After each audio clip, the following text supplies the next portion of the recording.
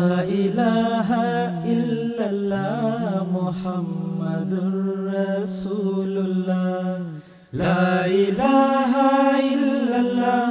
محمد رسول اللہ، لا الہ الا اللہ محمد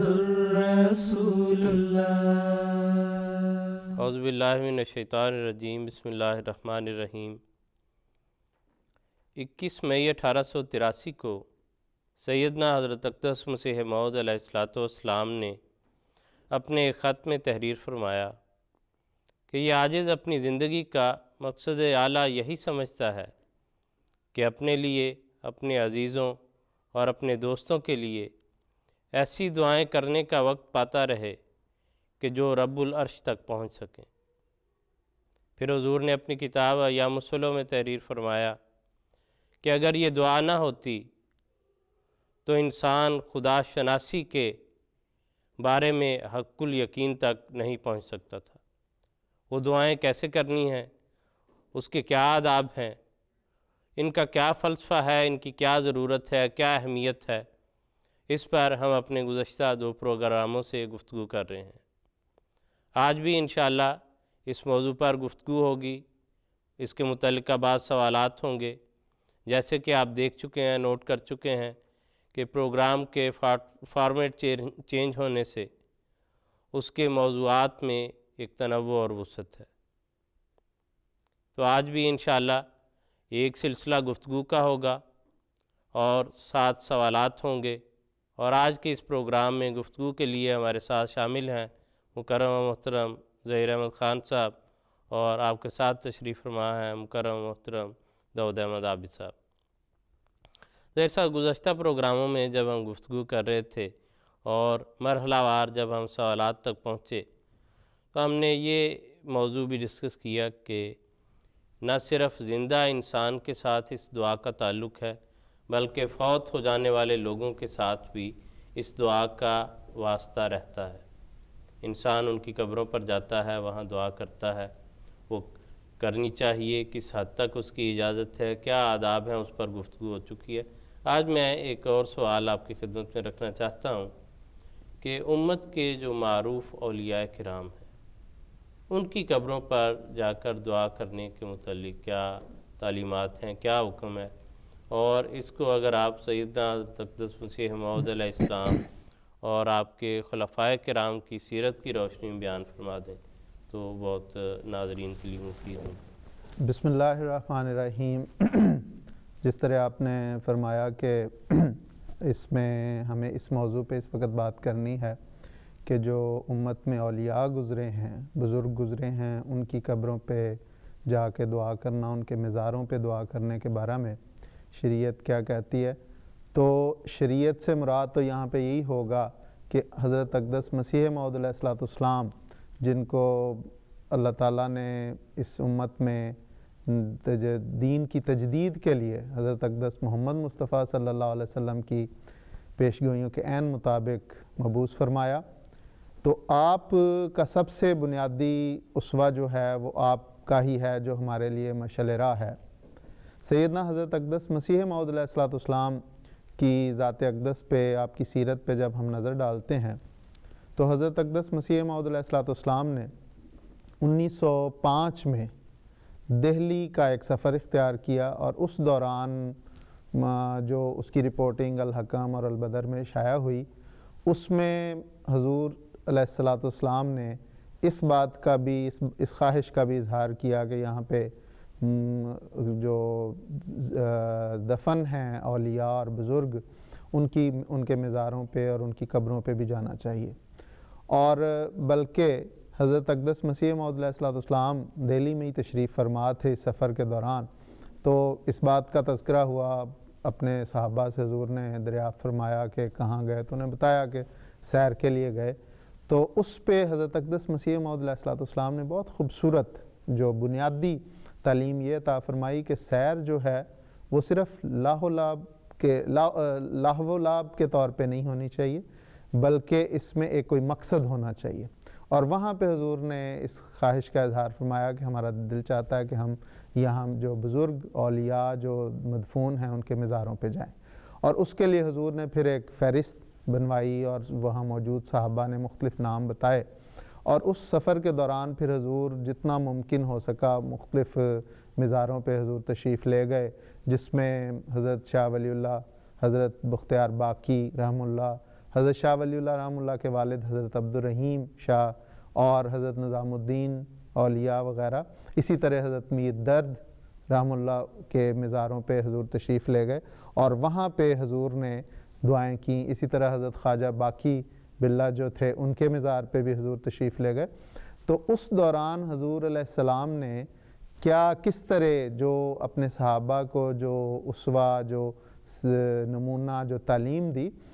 اگر اس رپورٹنگ کو دیکھیں تو اس میں مثال کے طور پہ پہلی بات تو یہی حضور نے فرمائی کہ ان پہ جانا چاہیے، اور پھر حضور نے فرمایا کہ ان مزاروں پہ جانا، ان قبروں پہ جانا سنت ہے، ثواب کا کام ہے۔ اور پھر جب حضور وہاں تشریف لے گئے تو اس میں آتا ہے کہ حضور وہاں پرانی قبریں تھیں مختلف، کچھ کے نشان مٹے ہوئے، کچھ تو حضور بڑی احتیاط سے چلتے رہے ہیں کہ اور یہ قبروں کا احترام، ان بزرگوں کی قبروں کا احترام۔ اور کسی صحابی نے حضور کی خدمت میں عرض کی کہ حضور یہاں پہ کیا دعا کرنی چاہیے، تو حضور نے یہ بھی بتایا کہ جو صاحب قبر ہے اس کی مغفرت کے لیے دعا کرنی چاہیے، اپنی ذات کے لیے دعا کرنی چاہیے۔ تو اس میں حضور علیہ السلام نے مختلف تعلیمات بتائیں اور وہاں پہ دعائیں کیں، اور آتا ہے کہ جن بزرگوں کی قبروں پہ حضور تشریف لے گئے حضور نے لمبی دعا کی، بعض دعا کا لفظ ہے، بعض جگہ پہ فاتحہ کا لفظ ہے، چونکہ اس دعا میں یقیناً حضرت اقدس مسیح موعود علیہ السلام حضور صلی اللہ علیہ وسلم کی سنت کے مطابق اس میں سورۃ فاتحہ بھی پڑھتے ہوں گے، اس لیے بعض جگہوں پہ وہ آیا۔ اسی طرح جب وہ مختلف دنوں میں کسی دن حضور کسی بزرگ کی قبر پہ گئے، کسی دن کسی قبر پہ،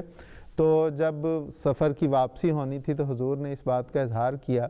کہ حضور سے پوچھا گیا تو حضور نے فرمایا کہ میں نے ان لوگوں کے لیے دعائیں کی ہیں، اپنے لیے دعائیں کی ہیں، اور حضور نے فرمایا اور بہت سی دعائیں کی ہیں۔ تو اور ساتھ حضور نے فرمایا کہ یہ چند بزرگ تھے جن کی قبروں پہ ہم جا سکے ہیں، یہ تو چند دن میں ہی ختم ہو گئے، گویا اس بات کا ایک خواہش تھی کہ یہ ایک اچھا نیکی کا کام ہے اور اس پہ جانا چاہیے۔ تو یہ وہ بزرگ تھے جو حضرت اقدس مسیح موعود علیہ السلام کی بعثت سے پہلے تھے، اور ان پہ تو وہ چونکہ حضور صلی اللہ علیہ وسلم کے بعد یہ آئے اور حضرت اقدس مسیح موعود علیہ السلام کی بعثت سے قبل فوت ہو گئے، اور ان لوگوں نے اپنے اپنے زمانے میں غیر معمولی نیک کام کیے، امت کی اصلاح کے لیے کام کیے، تو یہ ان کا ایک حق بنتا تھا جو حضرت اقدس مسیح موعود علیہ السلام نے ان کی قبروں پہ تشریف لے جا کے دعائیں کر کے اس کو پورا کیا۔ اور خود جو ہے حضور کے عمل سے یہ بات ثابت ہو گئی ہے کہ ان پر جانا چاہیے، انسان کو جا سکتا ہے اور دعائیں کرنی چاہیے۔ یہ اس وجہ سے ضرورت پڑی خان صاحب یہ ساتھ جو ہے وضاحت کرنے کی کہ عام طور پر شاید جو غیر احمدی احباب جماعت ہیں وہ یہ سمجھتے ہیں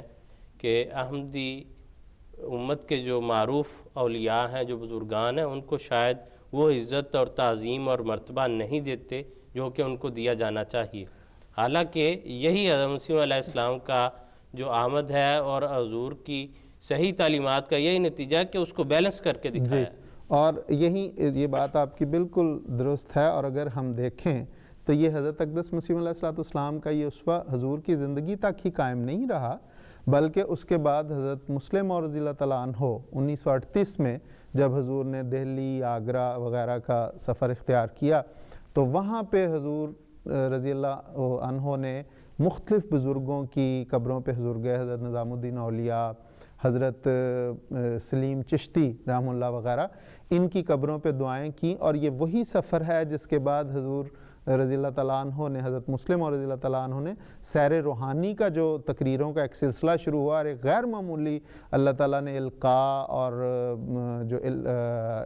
علم عطا فرمایا، معرفت عطا فرمائی، اس کے نتیجے میں پھر حضرت مسلم اور رضی اللہ تعالیٰ عنہ نے ایک لمبا سلسلہ تقاریر کا شروع ہوا۔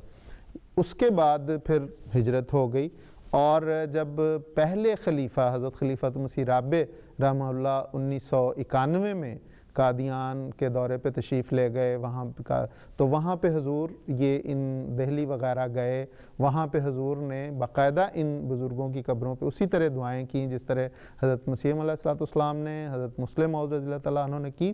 اور پھر اس کے بعد ہمارے موجودہ امام حضرت خلیفۃ المسیح الخامس سید عطا بن نصر العزیز جب 2005 میں حضور کو یہ قادیان کے دورے پہ حضور تشریف لے گئے ہیں تو حضور بھی ان دہلی وغیرہ گئے اور ان بزرگوں کی قبروں پہ حضور نے دعائیں کیں. تو یہ سلسلہ جماعت میں باقاعدہ ہے، اور سارے یہ صرف یہ تو چونکہ آپ نے کہا تھا کہ سیرت حضرت اقدس مسیح علیہ السلام اور خلفاء کی سیرت کی روشنی میں تو یہ ہے، اور اسی کے تابع جماعت کا ہر فرد جو ہے وہ جاتا ہے ان بزرگوں کی قبروں پہ جس جس کو توفیق ملتی ہے. لیکن یہاں پہ یہ وضاحت جس طرح حضرت مسیح علیہ السلام نے کر دی کہ ہم ان قبر والوں سے کچھ نہیں مانگتے، کیونکہ یہ حضور صلی اللہ علیہ وسلم نے ہمیں یہ سکھایا. ہم ان کے لیے دعا کرتے ہیں اور اپنے لیے دعا خدا سے مانگتے ہیں. ہم دوسرے لوگوں کی طرح ان بزرگوں سے نہیں مانگنا شروع ہو جاتے، بلکہ ان کے لیے دعا کرتے ہیں اور اپنے لیے خدا سے دعا مانگتے ہیں. ان کی عزت اور توقیر میں اللہ تعالیٰ کے فضل سے ہمارے نزدیک کوئی کمی نہیں ہے. حقیقی طور پہ ہم یہ سمجھتے ہیں کہ وہ ملت اسلامیہ کے خدمت گزار تھے. بہت تبلیغی کام جو ہے وہ انہوں نے آ کے اس علاقے میں کیا، اور اسلام کو اس سارے خطے میں پھیلانے میں ان کا بہت اہم کردار ہے. حضرت اقدس مسیح علیہ السلام نے اس مضمون کو بیان کیا ہے. حضور نے فرمایا کہ یہ دہلی کے خاص طور پہ کہ یہ بہت سخت زمین ہے، اور ان لوگوں کا یہ معجزہ اور یہ کرامت ہے کہ ان لوگوں نے اپنے آپ کو ان سے قبول کروایا، ان سخت دل لوگوں سے اپنے آپ کو قبول کروایا. حضور نے وہاں پہ اپنی ایک خواہش کا اظہار کیا، ایک درد کا، ایک افسوس کا اظہار کیا، جس طرح قرآن کریم کہتا ہے نا لعلہ کا باخع نفس کا اللہ یکونوا مؤمنین. حضور صلی اللہ علیہ وسلم کے لیے آئے. اسی طرح حضرت مسیح علیہ السلام نے کہ یہ لوگ مجھے قبول نہیں کر رہے، ان کے بہت سخت دل ہیں. لیکن وہاں پہ حضور نے ان بزرگوں کی کرامت کا اظہار فرمایا کہ انہوں نے اپنے آپ کو ان لوگوں سے قبول کروا لیا. تو یہ آپ کی بات بالکل درست ہے کہ اور دوسرے پہلو سے اگر ہم دیکھیں تو یہ آج کے وقت میں جو لوگ ان کی قبروں پر جا کر خلاف شریعت باتیں کر رہے ہیں تو وہ ان بزرگوں کے اوپر ظلم اور زیادتی ہے کہ جن بیچاروں نے توحید کی خاطر اپنی ساری زندگی لوٹا دی ہے، ساری عمر جو ہے اس راہ میں گزار دی ہے، ان کی مزار کو جا کر شرک کی آماجگاہ بنایا جائے تو اس سے بڑا ظلم ان بزرگوں کے ساتھ کوئی نہیں ہے. اس لیے ہم اللہ تعالیٰ کے فضل سے ان پر پورا جو ہے وہ پوری طرح سے ان کا عزت کرتے ہیں، احترام کرتے ہیں. ان کی موقع آؤ تو ان کی قبر پر جانا چاہتے ہیں، جاتے ہیں اور دعائیں کرتے ہیں. لیکن وہ دعائیں ان کے لیے اور اپنے لیے اس خدا سے جو ان کا بھی اور ہمارا بھی رب ہے اس سے صرف دعائیں کرتے ہیں. صرف اس پہلو کو ناظرین کو بھی اور ہمارے تمام احمدی احباب کو بھی، اور ان پر تو اللہ تعالیٰ کے فضل سے پہلے ہی سیدنا حضرت اقدس مسیح موعود علیہ السلام کی تعلیمات کی روشنی میں اور خلفائے کرام کے مسلسل خطابات، خطبات اور وضاحتوں کی روشنی میں ایک احمدی کو تو کبھی اس بارے میں کوئی شک پیدا نہیں ہوا، بلکہ اس کی عملی تصویر یہ ہے کہ کبھی کسی احمدی نے جا کر اس زمانے کے جو نبی ہیں سیدنا حضرت اقدس مسیح موعود علیہ السلام، ان کی قبر پر بھی جا کر کبھی ایسی کوئی مشرکانہ حرکت کرنے کی کوئی میرا خیال ہے کوئی شائبہ بھی نہیں گزرتا ہوگا. تو پھر جا کے اس دور کے نبی کے متعلق اگر وہ بات نہیں آتی تو دوسرے بزرگوں یا ان کے خلفاء کے متعلق یا سلسلے کے دوسرے بزرگان کے متعلق تو سوال ہی پیدا نہیں ہوتا. اس لیے جو تعلیم، جو کام آج لوگ پوچھتے ہیں کہ مسیح موعود علیہ السلام نے آپ کے وہ قول جو آئے ہیں تو کیا انقلاب پیدا کیا ہے، تو یہی وہ انقلاب ہے کہ ہر چیز کو اس کی جگہ دی ہے. اسلام کے اندر، شریعت کے اندر جو اس کا مقام بنتا تھا وہ اپنے ماننے والوں کو اور ساری دنیا کو بتایا ہے، اور اسی پیغام کو انشاءاللہ ہم آگے لے کر چل رہے ہیں. دوسرا اگلا ہم دعا کے موضوع پر بات کر رہے ہیں. حدیث میں آتا ہے کہ ایک مختصر حدیث ہے کہ افضل ذکر لا الہ الا اللہ و افضل الدعاء الحمدللہ، کہ الحمدللہ یا فاتحہ جو ہے وہ بہترین دعا ہے. تو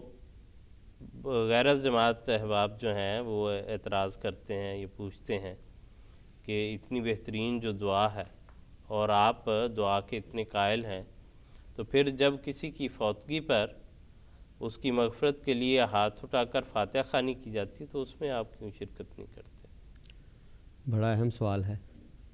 اور جب بھی کوئی اصل میں آپ دیکھیں کہ نبی آتا ہے تو اس قوم کی گردنوں کے اوپر جتنے بھی طوق پڑے ہوتے ہیں ان کو وہ اتارتا ہے، اور کسی بھی قوم کے اوپر جو سب سے بڑے طوق ہوتے ہیں وہ بدعت اور رسوم کے طوق ہوتے ہیں، اور ان میں سے بیشتر وہ ہوتے ہیں جو نیکی کے نام پر لوگوں نے اپنے سروں کے اوپر ڈال لیے ہوتے ہیں، اور اس کی کیفیت یہ ہوتی ہے کہ وہ بڑھتے چلے جاتے ہیں۔ اور جب بھی کوئی نبی آتا ہے تو وہ اس قسم کی جو بھی اتنی پرانی باتیں ہوتی ہیں ان کو جب ہٹانے کی کوشش کرتا ہے تو اس کے اوپر پھر لوگ یہ سوال کرتے ہیں کہ کیا ہمارے آباء و اجداد جو ہیں وہ جاہل تھے، ان کو نہیں پتہ تھا؟ تو قرآن کریم یہی بتاتا ہے کہ وہ جاہل تھے، ان کو نہیں پتہ تھا، انہوں نے اسی وجہ سے ان چیزوں کو بڑھایا۔ خصوصاً قرآن کریم جب نازل ہوا ہے تو اس کی تعلیم مکمل ہے۔ الیوم اکملت لکم دینکم واتممت علیکم نعمتی ورضیت لکم الاسلام مدینہ۔ اللہ تعالیٰ نے بتا دیا کہ اسلام دین ہے، مکمل ہو گیا ہے، یہی اسی بات پر میں راضی ہوں، اب اس میں کسی نہ اضافے کی گنجائش ہے نہ کمی کی گنجائش ہے۔ تو اگر ہم نیکی کے نام پہ ان باتوں کو بڑھانا شروع کریں گے تو بات کہیں کی کہیں نکل جائے گی۔ حضور صلی اللہ علیہ وسلم کے سامنے ایک مرتبہ ایک شخص آیا اور اس نے عرض کی کہ حضور مجھے وضو کرنا سکھائیں۔ حضور صلی اللہ علیہ وسلم نے فرمایا کہ یہ وضو کرنے کا طریق ہے، اس ترتیب سے اعضاء کو ایک مرتبہ دھویا جا سکتا ہے، 2 مرتبہ دھویا جا سکتا ہے، 3 مرتبہ دھویا جا سکتا ہے۔ آپ ایک مرتبہ بھی سارے اعضاء کو دھو سکتے ہیں، 2 مرتبہ بھی دھو سکتے ہیں، 3 مرتبہ بھی دھو سکتے ہیں۔ اور حضور صلی اللہ علیہ وسلم کو محسوس ہوا کہ اب یہ بندہ سوال کرے گا اس بارے میں، تو فرمایا کہ جو اس بات سے بڑھائے گا فقد اساء و تعدی و اظلم، اس نے برائی کا کام کیا اور ظلم و تعدی سے کام لیا۔ بڑی اہم حدیث اس حوالے سے کہ یہ جتنی بھی باتیں لوگ بعد میں بڑھا لیتے ہیں وہ نامناسب باتیں ہیں۔ قرآن کریم خصوصاً سورۃ فاتحہ غیر معمولی دعا ہے، اس کے بہت سے اثرات ہیں، بلکہ کوئی دعا شاید اس دعا کے بغیر قبول بھی نہ ہوتی ہو، لیکن کوئی موقع اور مناسبت ہونی چاہیے۔ یہ جیسا کہ حضور صلی اللہ علیہ وسلم نے فرمایا کہ افضل الذکر لا الہ الا اللہ و افضل الدعاء الحمدللہ۔ حضور صلی اللہ علیہ وسلم کو پتہ تھا کہ یہ دعا جو ہے یہ سب سے بہتر ہے۔ حضور صلی اللہ علیہ وسلم کی زندگی میں کتنے صحابہ فوت ہوئے؟ کیا حضور صلی اللہ علیہ وسلم نے کبھی یہ دعا کی؟ ان کے فوت ہونے کی بنا پہ اس طریق پر جیسے کہ وہ صحابہ وہاں پہ سارے آئے ہیں اکٹھے ہوں نیا آدمی تو وہ فاتحہ وہ سلسلہ شروع ہو جائے پھر سے۔ اور یہ ایسی بات ہے کہ اس کو حضور صلی اللہ علیہ وسلم نے نہیں کیا۔ پھر اس کے بعد حضور صلی اللہ علیہ وسلم فوت ہوئے اور صحابہ حضور صلی اللہ علیہ وسلم کی زیارت کرنے کے لیے 3 دن تک آتے رہے، اور جیسا کہ حدیث سے ثابت ہے کہ صحابہ آتے تھے، حضور صلی اللہ علیہ وسلم کا چہرہ مبارک دیکھتے تھے اور باہر نکل جاتے تھے، پھر اور لوگ آتے تھے پھر وہ دیکھتے تھے۔ کسی ایک سے بھی ثابت نہیں ہے کہ کبھی انہوں نے ہاتھ اٹھا کے وہاں پہ فاتحہ پڑھی ہو۔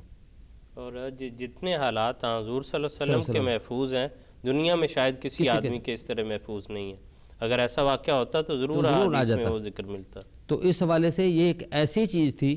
کہ جو نہ حضور صلی اللہ علیہ وسلم نے کی، نہ صحابہ نے کی، اور نہ قرون اولیٰ کے مسلمانوں نے کی۔ یہ وہ بدعتیں ہیں جو نیکی کے نام پہ بعد میں شروع کی گئی ہے۔ ہم جن لوگوں نے یہ شروع کی ہیں ان کی نیکی اور تقویٰ کے اوپر شک نہیں کرتے، لیکن آج ان باتوں کو اسی طرح جاری اور رائج ایک رسم کے طور پہ کر دینا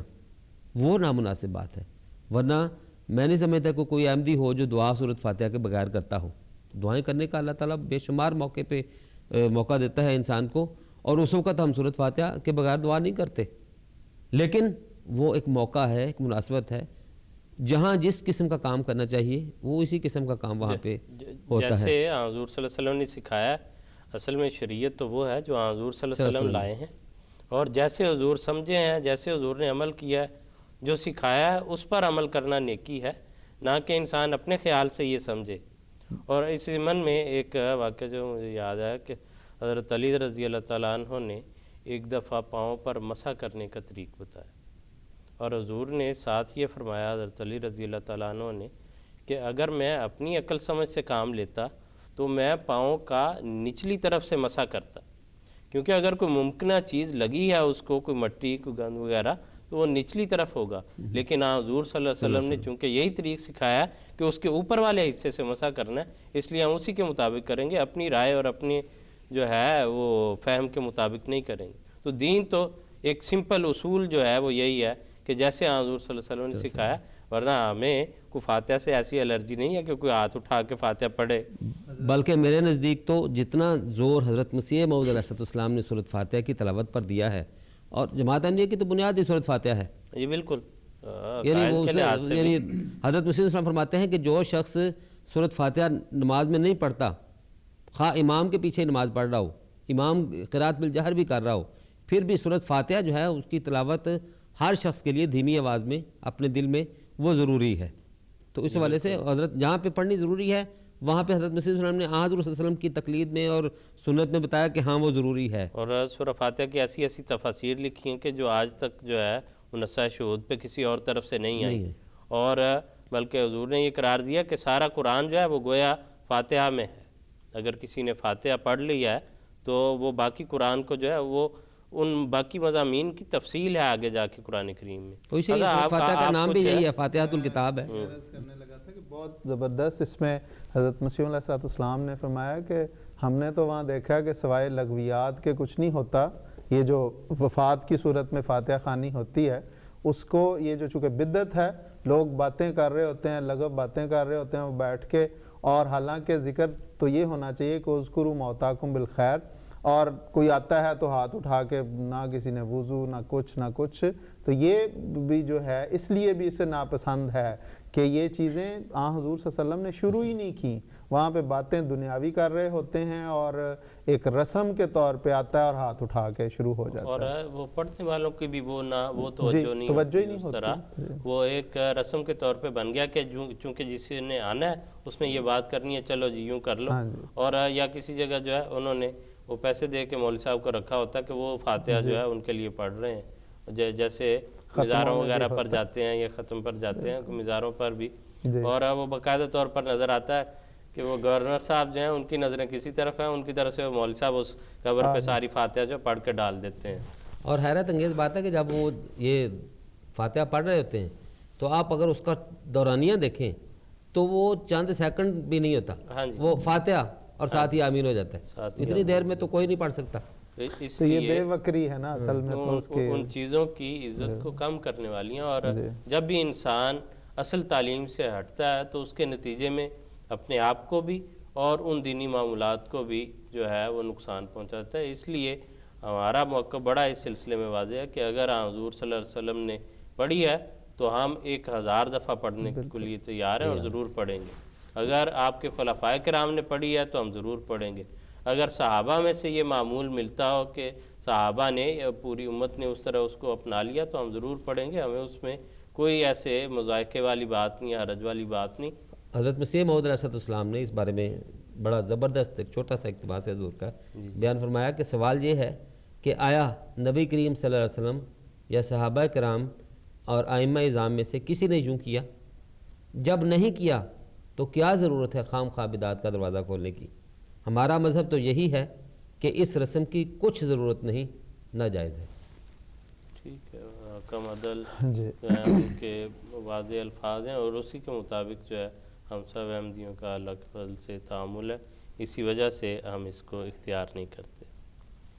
خاصا اس سے ملتا جلتا ہی ایک سوال ہے تقریباً، وہ بھی دعا کے موضوع میں، یوں ہے کہ اگر دعا اتنی اچھی چیز ہے کرنی چاہیے ہر وقت، جیسے ہم ذکر کر رہے ہیں اپنے پروگرام میں، تو سوال کرنے والے یہ کر سکتے ہیں یا کرتے ہیں کہ نماز کے بعد ہاتھ اٹھا کر دعا مانگنے کا ایک رواج ہے، آپ اس کو کیوں فالو نہیں کرتے؟ بات وہی ہے جو محترم داؤد صاحب نے بیان کیا کہ اس کی بنیاد تو وہی ہے۔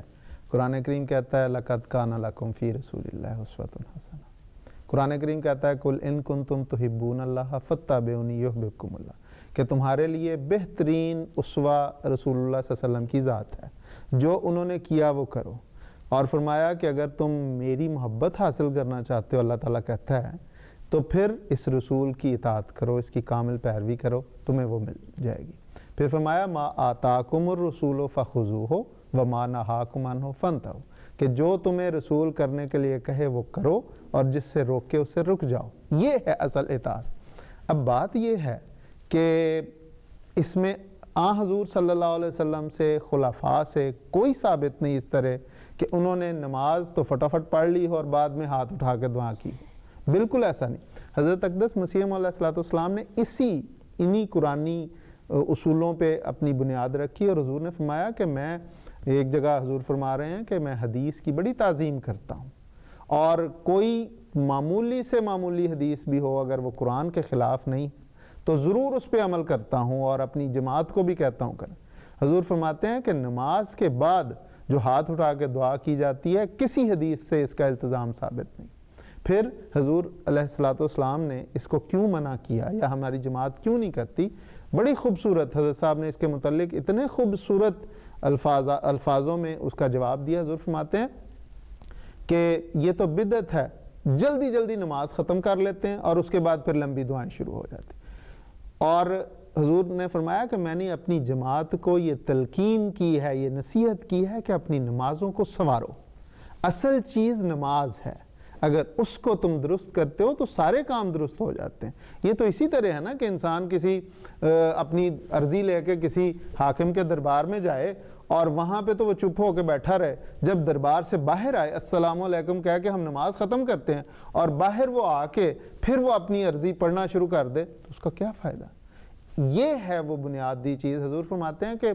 اس بعض اوقات تو یہ ہوتا ہے، بعض مساجد میں اتنی لمبی بعد میں نماز وہ فٹافٹ پڑھ لیتے ہیں، اور بعد میں اتنی لمبی دعائیں ہاتھ اٹھا کے کرتے ہیں کہ بعض اوقات انسان آدھا میل پیدل چل کے چلا جاتا ہے، اتنی لمبی دعائیں ہوتی ہیں۔ تو کیا فائدہ؟ اصل جو چیز خدا نے اپنی قرآن میں اور اس کے رسول نے اپنی سنت اور اپنے اقوال کے ذریعے ہمیں دی، وہ یہ تھی کہ نماز کو سنوارو۔ ہر چیز کی بنیاد یہ نماز ہے۔ اگر حضور نے فرمایا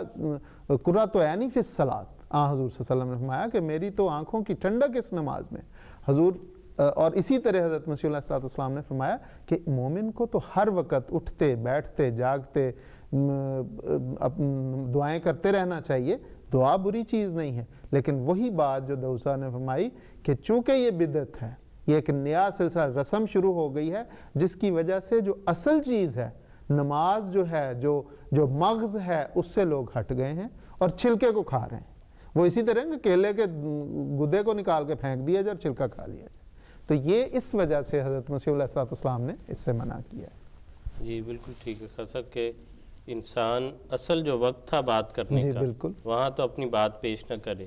اور حدیث میں یہ آتا ہے کہ انسان سب سے قریب اپنے رب کے اس وقت ہوتا ہے جب وہ سجدے میں ہوتا ہے۔ تو اس وقت اپنی دعائیں پیش کرے۔ انسان عاجزی اور تذلل کی انتہائی حالت میں گریہ ازاری کرتے ہوئے اللہ تعالیٰ کے حضور رکھے تو ضرور وہ پیار کی نظر جو ہے اللہ تعالیٰ کی انسان پر پڑے گی، اور پڑتی ہے کہ اللہ تعالیٰ اس کو انتہائی عاجزی کی حالت میں اس کو قبول کر لے۔ اسی میں حضور نے فرمایا اکثر الدعا، اس حالت میں کثرت سے دعائیں کرو۔ کہیں حضور نے نہیں فرمایا کہ نماز ختم کر کے دعائیں کرو۔